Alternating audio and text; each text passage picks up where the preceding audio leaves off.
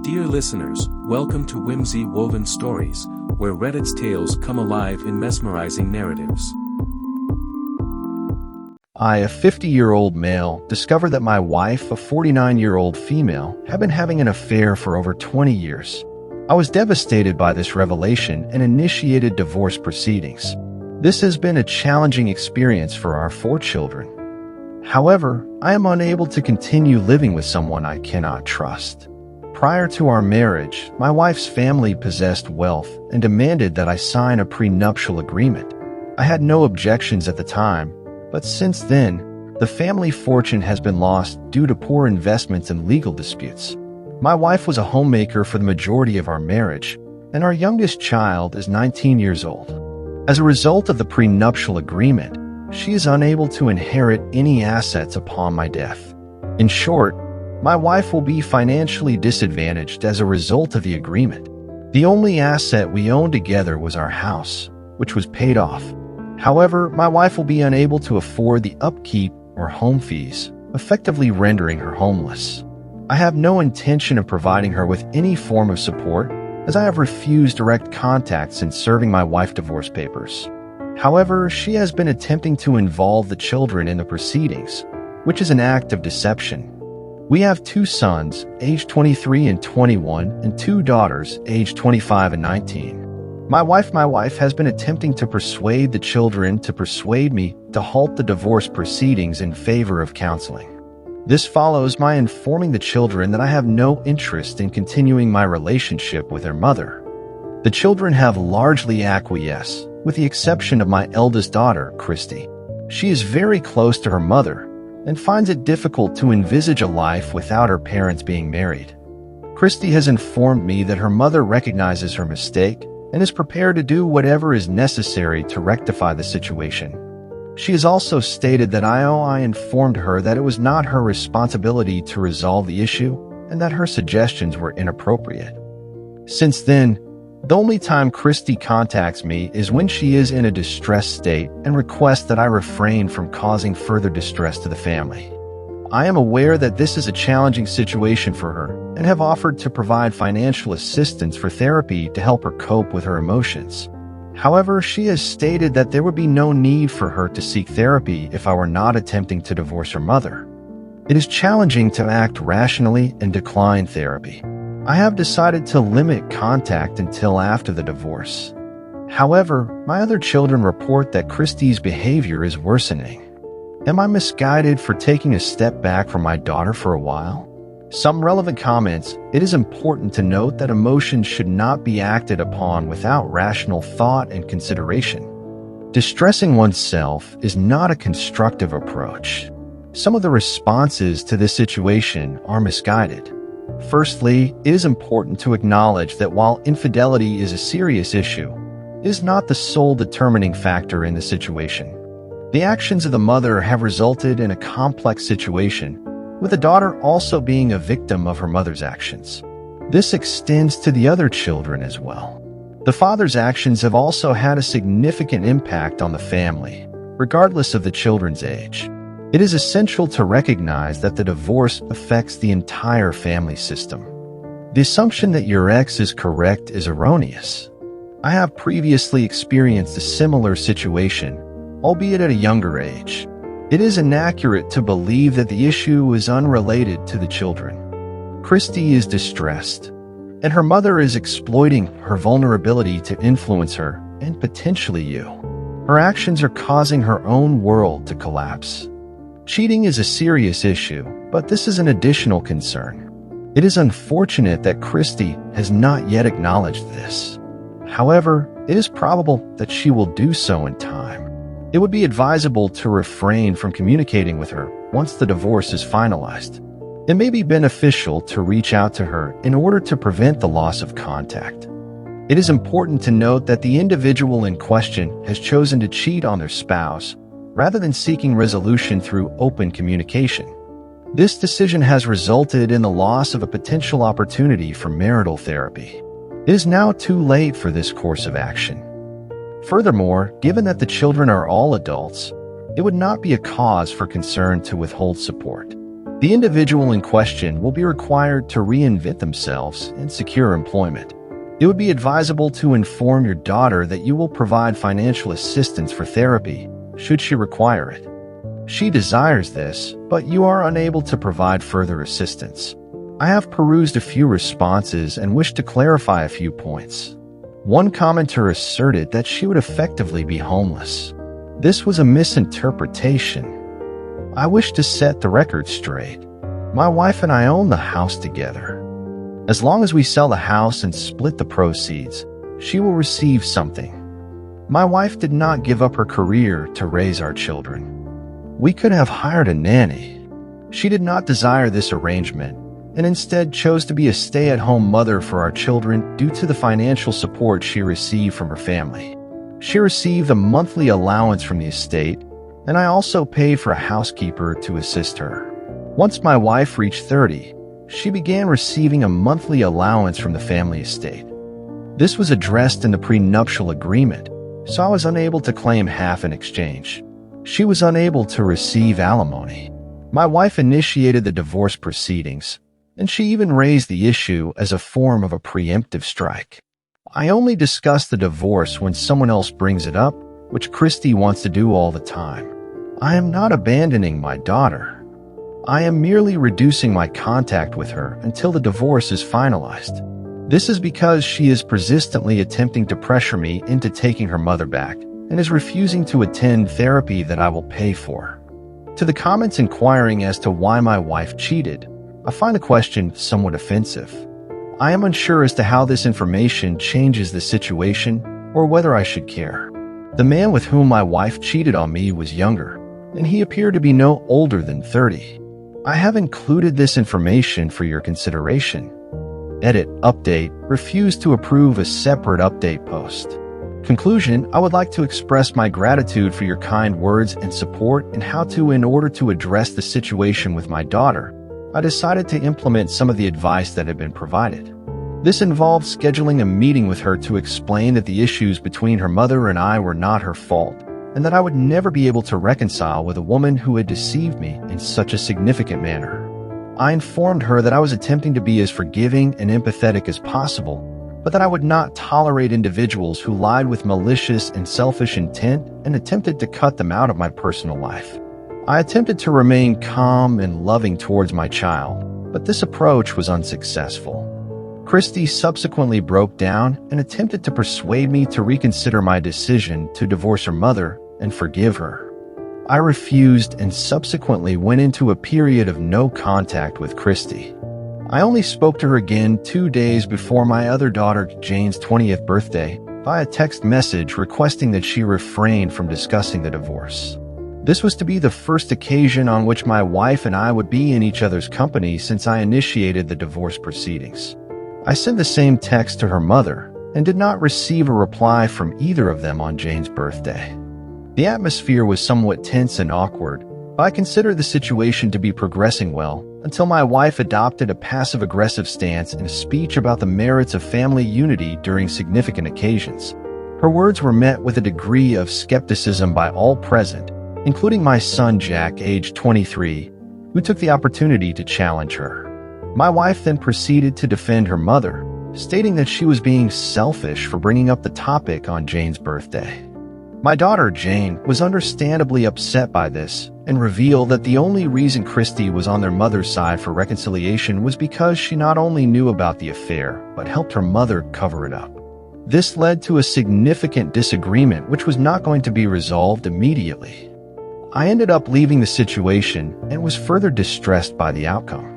Once more, my wife and my eldest daughter both betrayed me.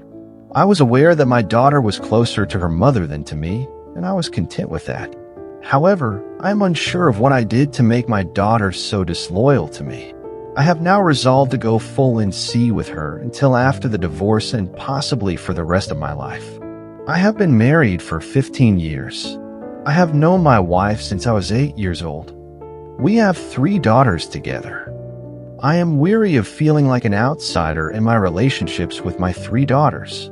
I am merely an ATM and taxi service to them. My wife has not kissed me in 6 months, and has not said that she loves me in 1.5 years. Regardless of how much I communicate, try to plan, or do anything, it is always shot down, forgotten, or dismissed. I do not get angry or yell. I do not engage in physical violence. I like to spend lavishly on birthdays and Mother's Day. I throw parties and give gifts and try to demonstrate my love for them. I receive a lukewarm thanks, and if I am fortunate, brief side hug. This week was the breaking point.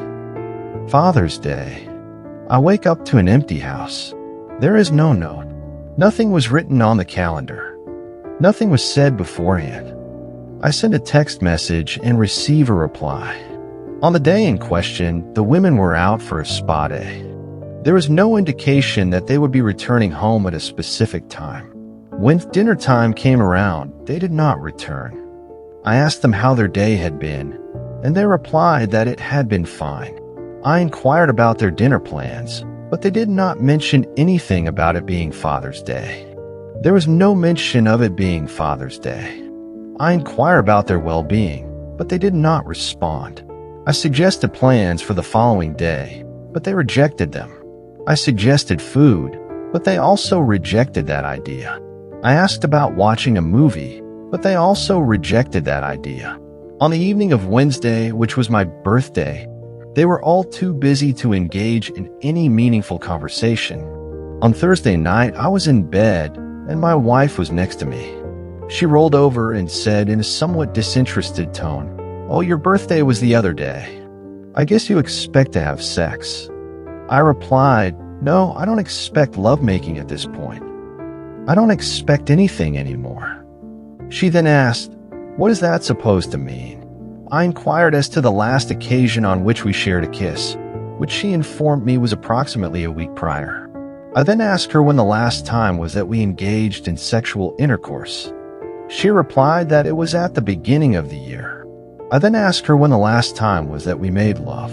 She was adamant that it was in February. I informed her that I was dealing with my mother's health and her subsequent passing, and that I was therefore unable to engage in sexual intercourse. She then asked me when the last time was that I said I loved her. I frequently express my love for her, but she does not reciprocate. I have checked her messages and found no evidence of her saying it to me face to face. I would therefore like to know when the last time we went on a date was. There was a long pause. I felt that she was being unfair and that she was turning emotions on me. I was crying and raising my voice. I asked her how she could not answer. I asked her how it could be unfair to want any sign of love from anyone in the house, especially when expecting anything for my birthday or Father's Day. The subject of her birthday and Father's Day gifts was brought up. She was given an "oh crap" look, which she interpreted as a lack of understanding. She felt that she was not being treated as an ATM, a taxi service, or a punching bag. She inquired as to why this topic was suddenly being brought up. It was not a topic that she had initiated. She had attempted to discuss the matter with her family, but she had been dismissed or ignored. She had provided examples, but she had not realized that it was a significant issue. She had not realized that it was a major concern. She had left the conversation stating something. To the extent that you wish to assume that I am invisible and do not exist, that is your prerogative. However, I have chosen to leave the house at approximately midnight on Thursday, and I have not returned since. I am uncertain as to what my next step should be. I have been sober for over 15 years, and this is the first time I have been drinking in that period. I have decided that I will not drink again. I love my family, but I am unable to continue in this manner. I am unsure of what further action I can take. I believe that my family would be happier without me. They already act as though I do not exist. I cannot be the one blamed for everything. If I am truly the problem, then my absence should resolve it. I am unable to continue. I have attempted to be a good provider, a good partner, and a good father.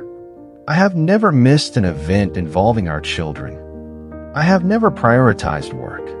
I kept good hours so that I could have endeavored to be a more present and responsible partner and father with the aim of improving our lives in future. However, this has not been reciprocated. I have consistently striven to be the best I can be, yet I am never enough. My wife has conveyed her regret for causing me distress. We all love you and are here for you when you want to come home and talk. That is it. There have been no further messages or calls from the children. I feel that if they truly wanted me to stay, they would try to reach out more. All of the children have their own phones. I am uncertain as to what my wife told them. I am confident that they heard me raise my voice, as I'm not prone to raising my voice. I'm equally confident that they heard me leave. However, I'm unsure as to whether they heard me say that I was leaving. I am grateful to everyone who has taken the time to read my message and offer their support. I had not expected anyone to care. Your words of encouragement and advice have given me hope. I will look into the matter further and respond to your comments as soon as I am able. In order to gain further insight, I have now achieved complete sobriety, which has enabled me to think more clearly. I will commence meeting with individuals on Monday with the intention of formulating potential solutions. Some pertinent comments have been made, which have evoked a strong emotional response. I am genuinely sorry that you have been treated in this manner. It is difficult to comprehend how one could ignore Father's Day or one's father's birthday and then make a comment about lovemaking that was so disrespectful. I hope that things improve for you. You deserve better. I agree with the comment that the expectation of sex in this context is inappropriate. The comment about expecting sex is rude, regardless of the context. It is particularly disrespectful to make such a comment in the birthday. It is ridiculous to suggest that lovemaking could compensate for a birthday that has been completely ignored. Personally, I would much rather spend my birthday cuddling or watching a movie with my partner than engaging in sexual intercourse. However, I'm not saying that I would not want to have sex. I am simply stating that I deserve better. OP, I am truly sorry that this has happened to you. It is evident that you do not deserve this treatment.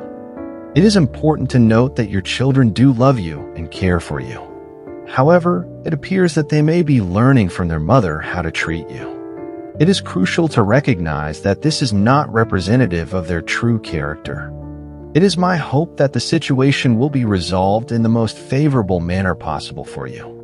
I empathize with you as a father and husband who deserves appreciation. It is evident that men require affection as well.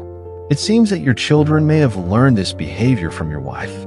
It is evident that she has no justification for her actions, which are wholly unacceptable. It is crucial for you to understand that her coldness is not a reflection of your worth. You are worthy of love and respect. Best wishes. I have not been well recently, but I am now on the mend. Your support has been invaluable, and I am extremely grateful for it. I was able to access the help I needed through my work. They have resources for both therapy and legal counsel. However, my boss discovered that I was seeking assistance. I am currently in therapy with a new therapist whom I have found to be quite helpful. I had initially been reluctant to seek therapy, but I have since come to recognize the value of professional support. I have also consulted with a family therapist who has recommended that I consider legal counsel. I have been referred to lawyers, although I'm not inclined to utilize their services. I have, however, had an initial consultation with them, which has provided me with an understanding of the legal process in the event of a divorce. I am approximately 70% certain that I will be negatively affected, given that our state of residence is one of fault. Should it transpire that my spouse is unfaithful, I will be able to cope. My children did express concern after a few days, and I informed them that I was fine, that I truly love them and miss them, but that I needed space and time. This was the first time I had ever needed to take such a step. I missed some of their extracurricular activities. I believe that this was the catalyst for them to understand that something was seriously wrong. Some other family members and friends noticed and started asking questions. To all those involved, my children also mentioned how things were not the same without me around, and my wife was struggling. My wife reached out a few times, just checking in, apologizing, and giving me updates on things. On a couple of occasions, she asked about the 4th of July, as we usually host a party and barbecue. I said that I wasn't interested, but that she and I needed to talk alone in person. This occurred the weekend after the 4th, apparently, as she was planning the 4th as a surprise. A birthday party was held for me after I had left, ostensibly to make up for forgetting my birthday. However, I ruined it by not going and being uninterested when we met up to talk. She was not alone and brought the children. I was happy to see them, and they seemed happy to see me as well. However, I requested that my wife and I be allowed to talk alone when I pointed this out. She said that the children missed me and that it was fine for us to talk with them here. I believe that this was more of a manipulative move on her part. This was perceived as a manipulative move. It was explained that this was another example of how feelings are ignored and cast aside. It was stated that this has been the case for a while and that this is not right by anyone. Apologies were given, but these were not accepted. It was explained that while apologies are appreciated, they are not genuine. Examples of this were given, such as the initial apology, which was, "I'm sorry you feel that way." It was also stated that apologies were forced and lacked sincerity. It was requested that the apology be genuine.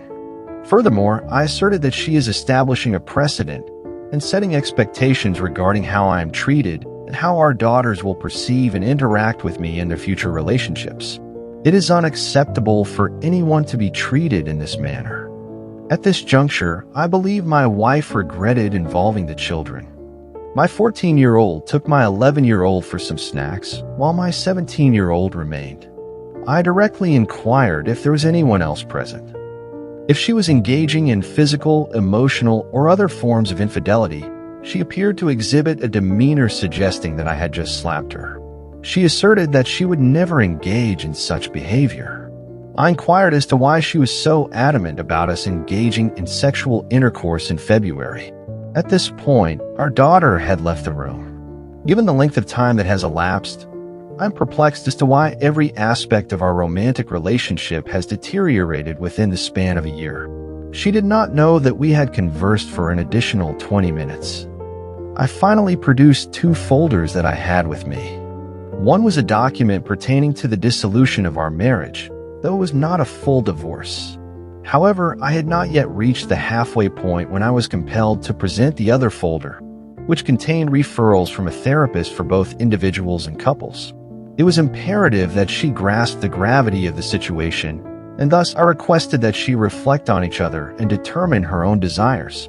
Nevertheless, it was her responsibility to schedule the appointments. I made it clear that I was no longer willing to continue living in this manner. Should she choose to remain in the marriage, it would necessitate significant alterations to our relationship and domestic arrangements. I still love the woman I married and have children with, and I have built a life together. Despite remaining in the same residence, I'm uncertain as to her whereabouts. My children returned, and my 11-year-old expressed displeasure at my absence that evening. I allowed my wife a period of reflection, during which she contacted me the following day. She informed me that she had scheduled individual therapy on a bi-weekly basis and that our first couples therapy session would take place shortly. The primary motivation for her weight loss was to prioritize her own personal growth. I have been employing the gray rock method towards her since the initial incident, in accordance with the recommendations of yours and my therapist. Consequently, it is still a work in progress. I am not in as dark a place as I was when I first posted. Some things are better than they were. I am willing to put in the work, but it will not be one-sided. There is a plan moving forward, which is a positive development. I have been home for a week now, but I am sleeping. A different room has been designated for the time being, although this is not a long-term solution. It is worth noting that on the second night of my return, she attempted to initiate sexual intercourse, but I declined, citing the inappropriateness of the situation. We have a great deal of work to do before such an act can be carried out. I would like to conclude with some relevant comments. I recall reading your initial post and was deeply affected. I wished I could have climbed through the phone and given you a hug. I am immensely proud of this individual for seeking and obtaining the assistance they require. I am gratified to hear that therapy is progressing well. However, as someone who observed my own mother disregarding and disrespecting my father's wishes and feelings, I am particularly proud of this individual for maintaining their composure when confronted with similar behavior from their partner.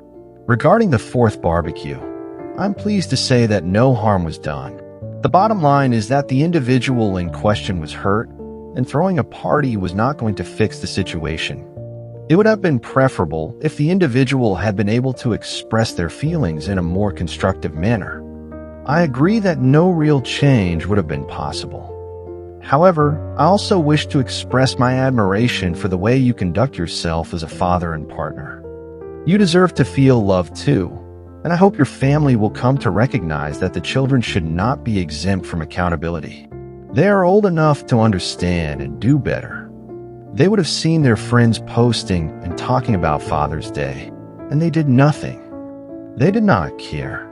Any child who does not know their parents is incapable of such behavior. Birthdays, in particular, are occasions that should be celebrated with the presence of the parent or guardian. It is therefore particularly disappointing when this is not the case. Even if the absence is only temporary, it is important to treat children as one would like to be treated. This includes gifts, acknowledgement, and effort. It is also important to explain why such behavior is unacceptable and demoralizing. It may be helpful to consider reducing work hours and making time for oneself. The first post on this topic was distressing, and this one is also. It seems that the individual in question is a good man who loves his wife and children. However, it is clear that there has been a significant change in the relationship. The observation that your wife had undergone a significant transformation within a year prompted me to consider whether an external factor might have influenced this change. It is possible that she may have encountered a new romantic interest, although this is a matter that you may wish to address in therapy. In setting boundaries and establishing order, you have taken the most appropriate course of action. I wish you all the best in whatever circumstances this may unfold. Thank you for listening. Please share your opinion about this story in comment section. Also make sure to like and subscribe to the channel.